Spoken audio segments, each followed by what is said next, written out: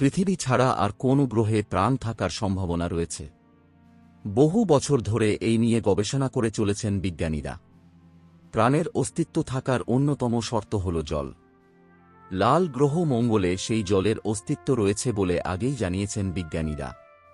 এবার এক গবেষণায় জানা গিয়েছে, মঙ্গল গ্রহের সবচেয়ে উঁচু আগ্নেয়গিরিতে বরফের আকারে জল রয়েছে, যার পরিমাণ চমকে দেওয়ার মতো, প্রায় 1.5 লক্ষ টন।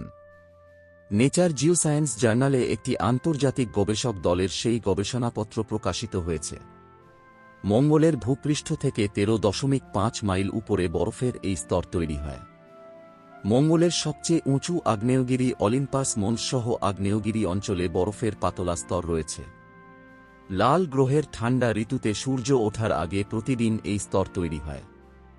বিজ্ঞানীরা এই প্রথম মঙ্গলের বিষুবরেখার এত কাজে বরফের আকারে জলের সন্ধান পেলেন। এর আগে বিজ্ঞানীরা মনে করেছিলেন পাতলা বায়ুমণ্ডল ও তীব্র সূর্যালোকের কারণে বরফের স্তর হওয়ার কোনো সম্ভাবনা নেই। গবেষক দলের তরফে অ্যাডোমাস ভালান্টিনাস বলেন, আমরা ভেবেছিলাম এরকম স্তর থাকা অসম্ভব। এখন তারা 5 বছর ধরে গবেষণা চালিয়েছেন বিজ্ঞানীরা।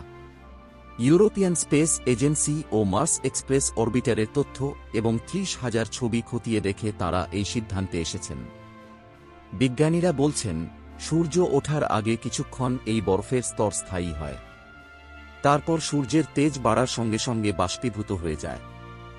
বরফের স্তরটি একেবারে হালকা এবং মঙ্গল গ্রহের বিরাট এলাকা জুড়ে অবস্থান করছে। ওই বরফের স্তরের পরিমাণ 1.5 লক্ষ টন, যা 60টি অলিম্পিক সুইমিং পুলের জলের সমান।